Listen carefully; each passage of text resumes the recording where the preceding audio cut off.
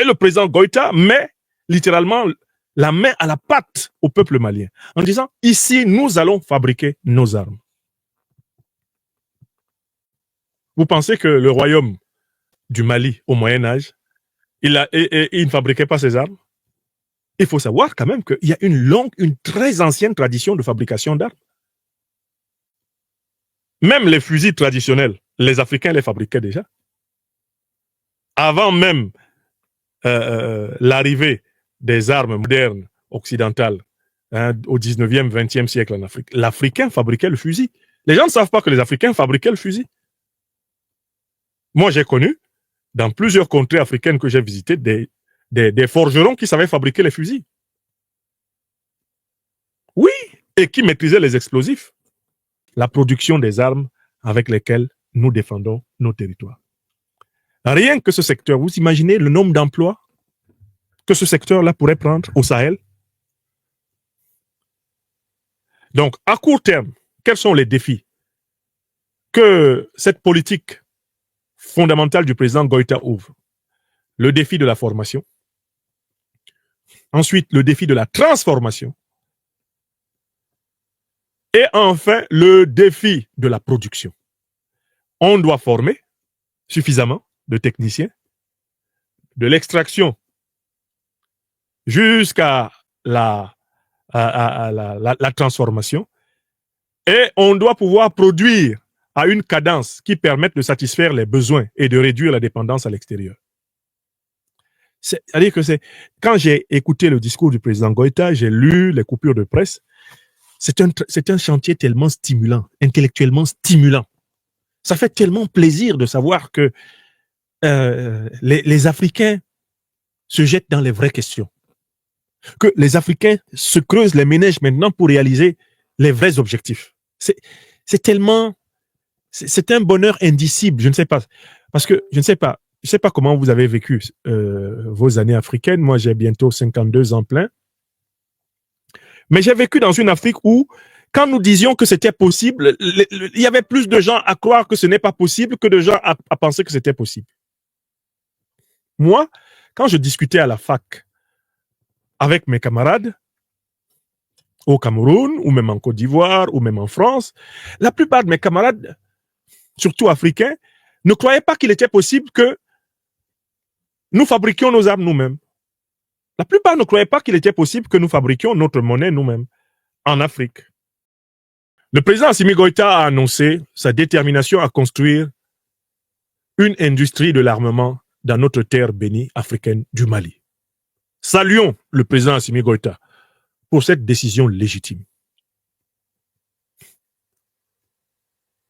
En tant que président de la Confédération de l'Alliance des États du Sahel, le président Goïta, en plus, affirme là un élément essentiel de la philosophie qui le lie à ses frères du Burkina Faso et du Mali, les leaders Ibrahim Traoré et Abdourahmane Tiani. Car cette industrie militaire, qui est donc désormais embryonnaire au Mali, c'est l'industrie militaire de l'armée de la Confédération des États du Sahel, future Fédération des États du Sahel. C'est en fait une industrie militaire fédérale. Alors, posons-nous la question de savoir, qu'est-ce que c'est que l'industrie militaire? Parce que parfois, les mots peuvent échapper à certains d'entre nous. L'industrie militaire, c'est toute unité de production d'outils de sécurité qui prend la matière première, la transforme en produit fini, puis l'assemble pour que cela aboutisse à une arme ou à une munition fonctionnelle. Il y a un cycle de l'industrie militaire qui doit nous intéresser. Et c'est là que nous nous rendons compte que nous avons perdu beaucoup de temps en Afrique. Nous n'aurions pas dû perdre autant de temps. La plupart des armes qu'il y a dans le monde, toutes les armes qu'il y a dans le monde, elles sont faites avec des matières premières qui sont tirées de la terre. Les armes sont faites, par exemple, avec du fer, elles sont faites avec du cuivre, elles sont faites avec de l'aluminium, les armes sont faites avec de l'acier, les armes sont faites avec du plomb. Bref, en fait, les armes sont faites avec de l'uranium, les armes sont faites avec du manganèse, de l'étain, du cuivre, même de l'or, entrent dans la composition de certaines armes. Les armes sont faites avec du caoutchouc, du plastique. Mais toutes ces matières, le problème que nous avons en Afrique, c'est que toutes les matières avec lesquelles on produit les armes modernes sont hautement représentées dans notre sol. Toutes les matières avec lesquelles on produit des armes modernes sont hautement représentées dans notre sol. Donc, l'Afrique n'a pas du tout un problème de matières premières militaires. Nous avons plutôt abondance de matières premières militaires. Nous sommes la terre de l'uranium, nous sommes la terre du fer, de l'aluminium, la terre du manganèse, la terre du coltan, la terre du lithium, la terre de l'or, la terre du diamant. Nous sommes vraiment la terre de tous les produits bruts qui rentrent dans la composition, mais d'un pistolet, d'un fusil mitrailleur, d'un char. Tout cela est là, sous nos pieds et autour de nous. Mais qu'est-ce qu'il faut? Qu'est-ce qu'il faut pour que nous produisions nos propres armes, c'est-à-dire réduisions précisément l'un des postes de dépenses vers l'étranger, à savoir l'achat vers des puissances étrangères. Ce qu'il faut, ce sont des techniciens et des ingénieurs militaires. Donc, ça pose le problème de la formation. Y a-t-il des Africains formés comme techniciens et comme ingénieurs militaires? Il y en a. Il y en a, mais sûrement pas assez. Il y en a, mais sûrement pas assez. Donc, la deuxième étape, c'est qu'il nous faut des gens qui sont formés. Formés pour prendre la matière brute. Eh bien, dans la terre, la transformer en pièces d'armement calibrées et ensuite rendre possible son assemblage dans des usines. Il nous faut des gens qui ont cette formation-là. Depuis l'extraction, la récupération de la matière brute, sa transformation pour préparer les pièces et son assemblage. Quand j'écoute l'intervention du président Assimi Goïta, dans l'urgence caractérisée de la situation sécuritaire du Mali, il a dit qu'il va créer une usine d'assemblage. Cela veut dire que dans l'urgence, on va commencer par acheter les pièces détachées d'armes auprès de partenaires étrangers et que sur place au Mali, on va les associer, les assortir pour les monter. Pareil pour les véhicules militaires, les pièces détachées vont être achetées à l'étranger, puis elles vont être montées sur place. Mais ça, c'est la première phase du projet. La véritable phase du projet, c'est quand nous sommes capables de prendre les ressources naturelles dans la terre, que nous avons des usines dans lesquelles nous fabriquons les pièces. Ensuite, nous avons des usines dans lesquelles nous montons les pièces pour avoir, des fusils, des revolvers, des canons, des chars de guerre, des véhicules de transport de troupes, des hélicoptères militaires, des avions, etc. par la suite. Donc, en fait, vous vous rendez compte, c'est tout un secteur de la vie, c'est tout un secteur de notre vie que nous devons nous approprier, la production des armes avec lesquelles nous défendons nos territoires. Rien que ce secteur, vous imaginez le nombre d'emplois que ce secteur-là pourrait prendre au Sahel? Donc, à court terme, quels sont les défis que cette politique fondamentale du président Goïta ouvre? Le défi de la formation. Ensuite, le défi de la transformation. Et enfin, le défi de la production. On doit former suffisamment de techniciens, de l'extraction jusqu'à la transformation, et on doit pouvoir produire à une cadence qui permette de satisfaire les besoins et de réduire la dépendance à l'extérieur. C'est-à-dire que quand j'ai écouté le discours du président Goïta, j'ai lu les coupures de presse, c'est un chantier tellement stimulant, intellectuellement stimulant. Ça fait tellement plaisir de savoir que les Africains se jettent dans les vraies questions. Que les Africains se creusent les méninges maintenant pour réaliser les vrais objectifs. C'est tellement... C'est un bonheur indicible, je ne sais pas. Parce que je ne sais pas comment vous avez vécu vos années africaines. Moi, j'ai bientôt 52 ans plein. Mais j'ai vécu dans une Afrique où, quand nous disions que c'était possible, il y avait plus de gens à croire que ce n'est pas possible que de gens à penser que c'était possible. Moi, quand je discutais à la fac avec mes camarades, au Cameroun, ou même en Côte d'Ivoire, ou même en France, la plupart de mes camarades, surtout africains, ne croyaient pas qu'il était possible que nous fabriquions nos armes nous-mêmes. La plupart ne croyaient pas qu'il était possible que nous fabriquions notre monnaie nous-mêmes en Afrique. Ils pensaient que ce sont des pratiques technologiques qui ne viendraient que le plus tard possible, en fait, dans notre parcours d'évolution sociale collective. Ils avaient grandi, nous avons grandi en Afrique, entretenus dans la mentalité que nous devrions évoluer lentement sous l'aile du maître colon, du maître néocolon et de ses représentants, les dictateurs locaux. Que rien ne doit nous amener à hâter le pas. Que les tout petits progrès qu'on peut faire, c'est déjà beaucoup. Je ne sais pas si vous vous souvenez de ça. Je parle surtout à ceux de ma génération. Moi, je n'ai jamais été comme ça. Je n'ai jamais cru qu'il faut faire des petits progrès. J'ai toujours pensé que l'on doit résolument progresser, travailler à améliorer tout ce qu'on doit faire dans la vie. Il n'y a pas un moment où on doit s'arrêter. Il n'y a pas un moment où on s'arrête et on dit c'est bon, je n'ai plus rien à faire, tout va bien. C'est faux. Ça, c'est la mort au sens spirituel qui s'empare de vous. L'homme a vocation à progresser. La vie, c'est une progression. Elle t'amène de l'infini dont tu viens vers l'infini où tu vas. Mais il te faut marcher. Il te faut sans cesse muter, te transformer, t'efforcer de t'améliorer. Mais j'ai discuté pendant de longues années avec plusieurs amis qui n'y croyaient pas, qui avaient la colonne vertébrale cassée, brisée, et qui disaient que on ne produirait jamais nous-mêmes nos armes, nos hélicos, que quand même, mais les Occidentaux ne nous laisseront jamais faire ça. Hein? Les pauvres dirigeants, s'ils font ça, on va les tuer.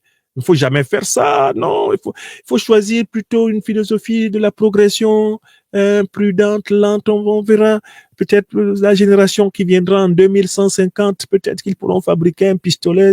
Voilà comment beaucoup de mes amis parlaient, mes camarades. Et ça m'a toujours rendu malade. Tomber sur quelqu'un, justement, qui est enceinte d'une grossesse dont il n'a jamais accouché. Quelqu'un qui te dit, j'ai l'intention de vivre toute ma vie en reniant mes capacités, en reniant mes qualités, en me prenant pour un sous-homme, en acceptant la petite place qu'on m'a donnée dans l'échelle de l'humanité. On dit, toi, tu es un petit planton là, c'est tout, ça me va. Bon. Même si tu es planton, tu peux être le meilleur des plantons. Si tu es chauffeur, tu peux être le meilleur des chauffeurs, mais il faut quand même jamais se contenter de la routine du quotidien, sinon tu es mort. Donc, le président Goïta vient d'ouvrir un chantier de civilisation pour le Mali. Un chantier pour l'Afrique. Fabriquer ses propres armes. Mais c'est l'équivalent sur le plan militaire de ce que nous faisons sur le plan conceptuel. Je suis devant vous là, j'essaie de vous exprimer ma propre pensée, ce que je pense de la marche de notre monde, n'est-ce pas? Je crée mes concepts ici devant vous.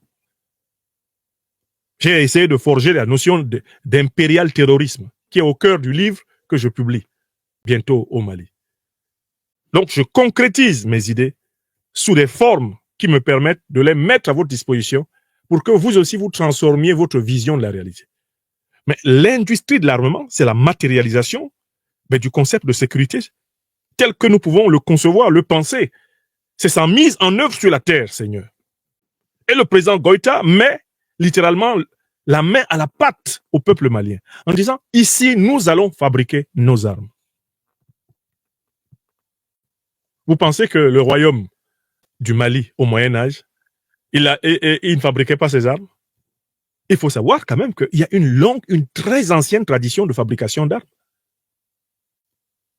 Même les fusils traditionnels, les Africains les fabriquaient déjà. Avant même l'arrivée des armes modernes occidentales au 19e, 20e siècle en Afrique, l'Africain fabriquait le fusil. Les gens ne savent pas que les Africains fabriquaient le fusil. Moi, j'ai connu, dans plusieurs contrées africaines que j'ai visitées, des forgerons qui savaient fabriquer les fusils. Oui, et qui maîtrisait les explosifs. Il y a eu un grand débat provoqué par les affirmations de Maître James, mais les négro-égyptiens maîtrisaient l'électricité et ils l'utilisaient. Ils savaient exploiter l'arc électrique. Ils savaient exploiter l'arc électrique, les négro-africains. Il y a très longtemps que l'électricité est connue. Ses propriétés analysées et réfléchies.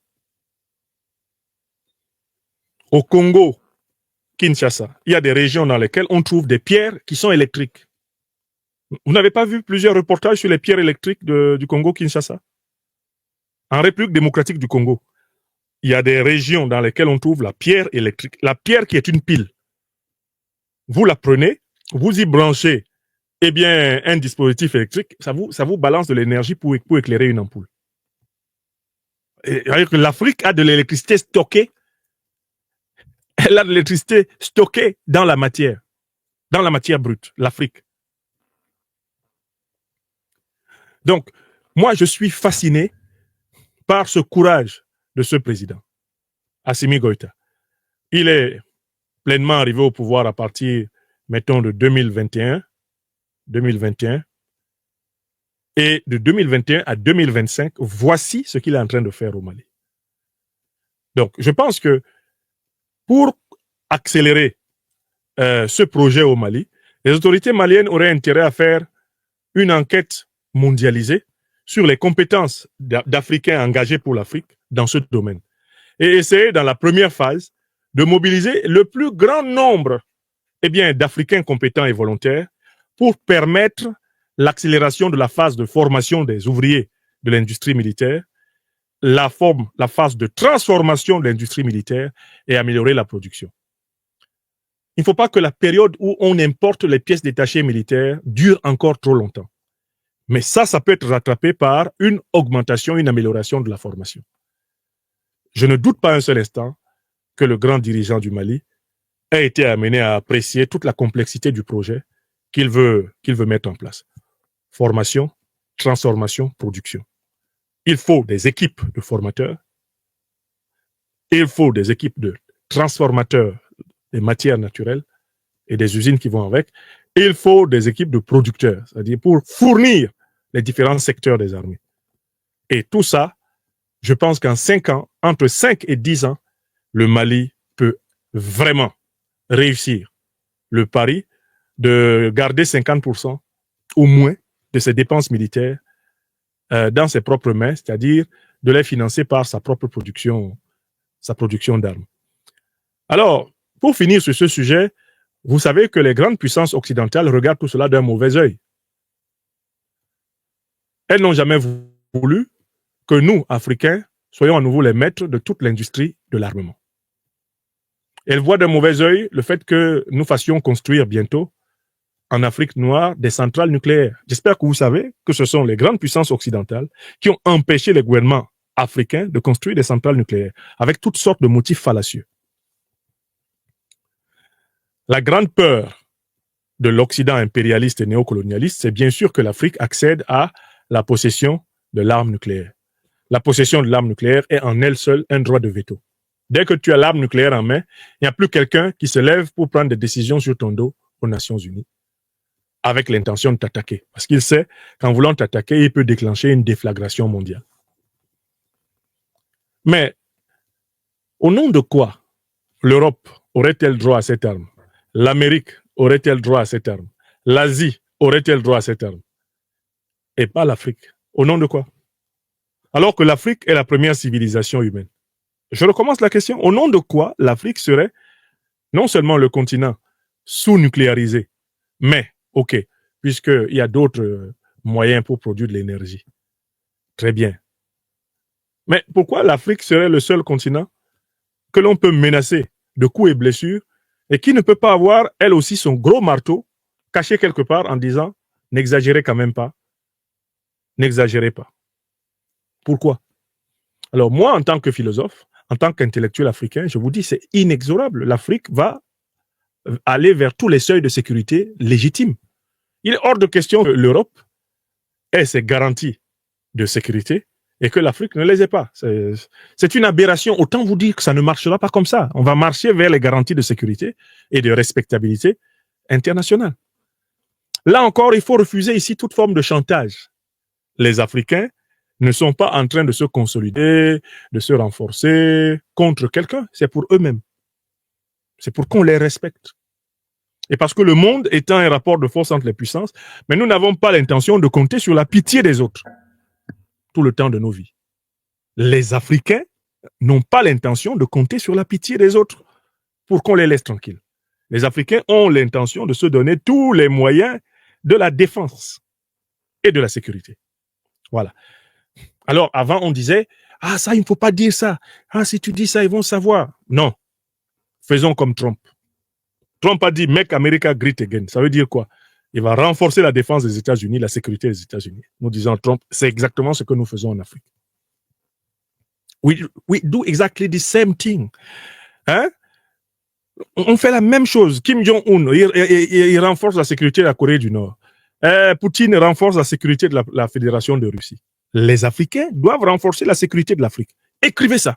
Et arrêtez de raser les murs avec cet argument. Oh, il ne faut pas leur dire. Si on leur dit, ils vont empêcher. Non, ils ne pourront pas. Justement parce que nous serons nombreux à vouloir que ça soit, ils ne pourront pas nous empêcher de progresser.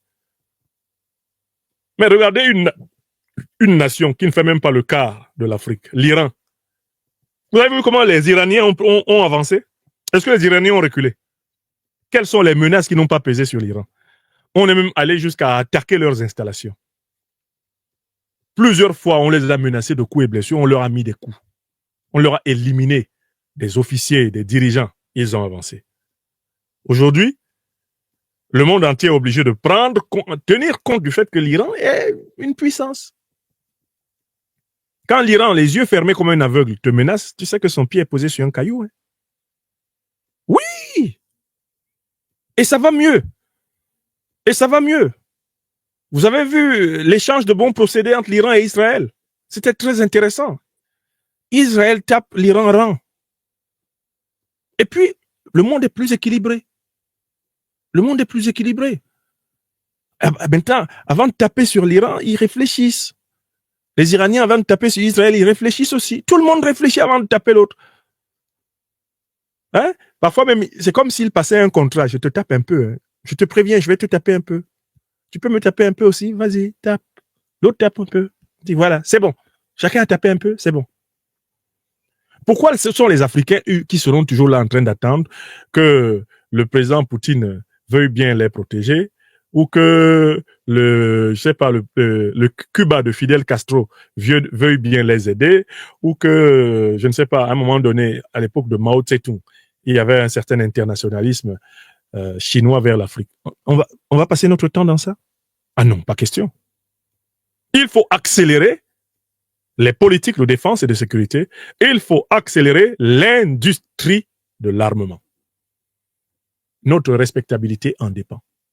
Et c'est ce que je voulais dire et saluer le général d'armée Assimi Goïta pour ce pas qu'il pose et appeler tous les pays africains, tous les leaders politiques qui aiment authentiquement le peuple africain à imiter le président Goïta.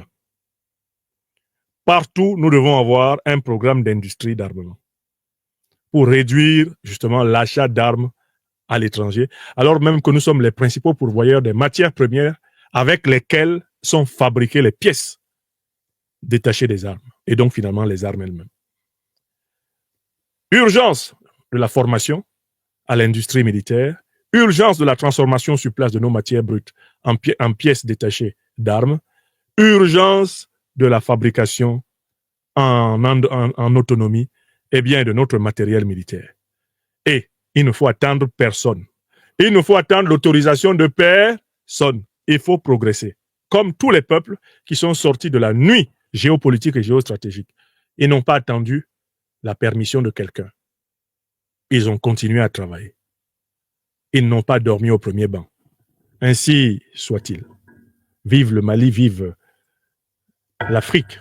Opportunité de formation en élevage du poulet local en Afrique. Est-ce que vous avez un projet d'installation d'une ferme de poulet local? Est-ce que l'élevage du poulet vous intéresse réellement?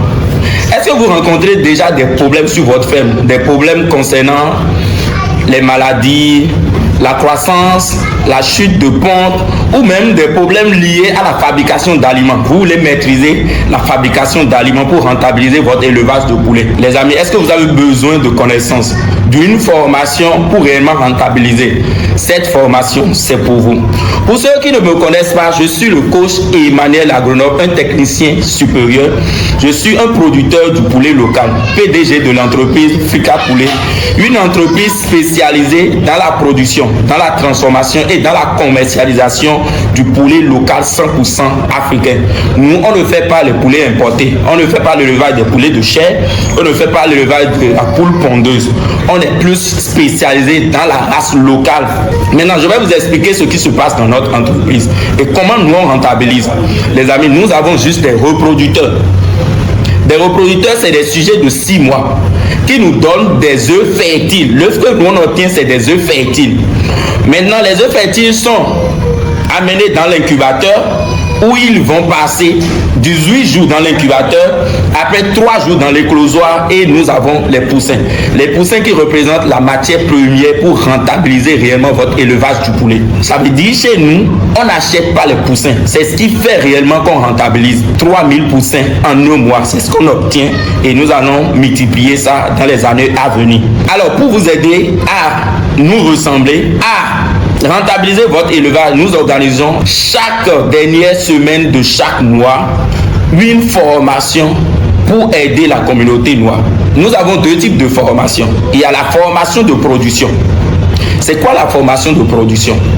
Au cours de la formation de production, nous allons parler du mythe autour du poulet. Pourquoi ils ont créé réellement le poulet Goliath? Il faut comprendre pourquoi ils ont créé le poulet Goliath. C'est quoi les avantages du poulet Goliath? Quels sont les produits dérivés d'élevage du poulet Goliath? Nous allons après parler des maladies de traitement, de la fabrication d'aliments. Les amis, la fabrication d'aliments, 80% des dépenses sont liées à l'alimentation. Donc, il faut maîtriser la fabrication d'aliments aujourd'hui pour rentabiliser votre élevage de poulet. Après, nous allons parler de la gestion de l'incubateur et de l'éclosoir. Nous allons parler après de quoi? De la rédaction de projet. Si vous avez un projet d'élevage de poulet, il faut rédiger le projet. Voir si ce projet est rentable à long terme. Il faut d'abord rédiger le projet. Donc, on va vous apprendre à rédiger un projet de poulet. Et la rédaction d'un projet débute toujours par un objectif. C'est quoi votre objectif dans le poulet? Les amis, pour finir, on va vous parler de commercialisation. Vous ne pouvez pas venir dans le poulet sans avoir le marché d'écoulement.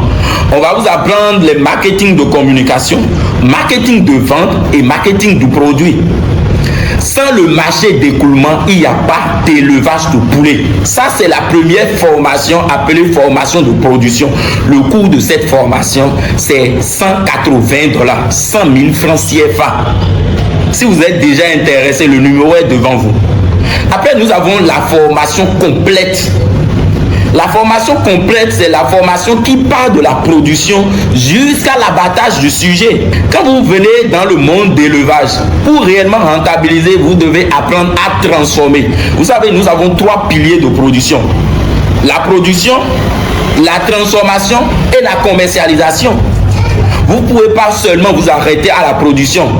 Vous n'allez pas réellement rentabiliser. C'est vrai que vous allez gagner d'argent, mais c'est pas encore ça rentabiliser. Il faut venir au niveau de la transformation. Et quand on parle de la transformation au niveau de la race locale, au niveau du poulet, c'est comment installer votre abattoir. Donc, au cours de la grande formation, la formation complète, on parle de l'installation d'un abattoir ou une tuerie. Si vous n'avez pas les moyens, au lieu d'installer un abattoir, vous installez votre tuerie simplement. Nous allons parler des diagrammes. Nous allons aussi parler des étapes à suivre pour abattre les volailles. Parce qu'il y a plusieurs étapes pour abattre et produire une viande de qualité. N'oubliez pas que vous voulez mettre dans l'assiette de la population une viande de qualité. Donc, il faut respecter d'abord les normes d'hygiène. Et là, nous allons parler aussi des normes HACCP. Les normes HACCP, c'est des conditions que vous devez respecter pour ne pas infecter la viande. Et pour finir cette formation, nous allons parler de quoi? De la traçabilité. Si réellement vous voulez devenir une entreprise qui se respecte, une entreprise qui va rouler avec des millions, avec des milliards, vous devez agir sur la traçabilité de votre produit. Et la grande formation, la formation complète, elle est à $360, 200 000 francs CFA. Le bonus ici, c'est que vous allez intégrer une communauté. Vous allez rester avec nous. Vous savez, quand vous rencontrez des vrais éleveurs qui rentabilisent, vous gagnez en expérience. Donc voilà les deux types de formations qu'on dispose au sein de notre communauté. Et si vous êtes intéressé par nos formations, il y a un seul numéro. Le numéro là, c'est le numéro de formation. Vous appelez, vous envoyez votre nom, prénom et vous faites votre inscription, on met votre nom sur la liste. Chaque fin du mois, on organise des formations, mais les places sont limitées. On a besoin seulement de 10 personnes chaque mois. Et comment cette formation, ça fonctionne? Les amis, il faut vite faire l'inscription avant la fin du mois. Et là, vous avez des liens, vous avez des vidéos, vous avez des documents. Et vous finissez de suivre les vidéos, de faire la lecture de ces documents. Et le jour même de la formation, vous posez des questions. Là, vous avez déjà une idée de ce qu'on appelle l'élevage avant le jour de la formation. Et là, vous avez le temps pour poser tellement de questions. Chez nous, il n'y a pas de questions bêtes. Chers membres de la communauté des entrepreneurs, la connaissance, seule la connaissance va vous permettre de rentabiliser votre élevage de poulets. J'attends vos inscriptions. Inscrivez-vous massivement à cette formation et ensemble, nous allons atteindre notre autosuffisance alimentaire et aussi parler de souveraineté alimentaire. Ensemble, les amis, nous pouvons lutter contre l'importation de la volaille, des poulets congelés, des poulets morts. Il faut commencer la production, mais surtout de la production du poulet local 100%. J'attends vos inscriptions. Merci beaucoup. Le numéro est devant vous. Ce numéro, c'est uniquement pour la formation. Quand vous appelez, c'est pour acheter une formation. C'est pour prendre des renseignements sur la formation et vous inscrire. Merci beaucoup et à tout à l'heure.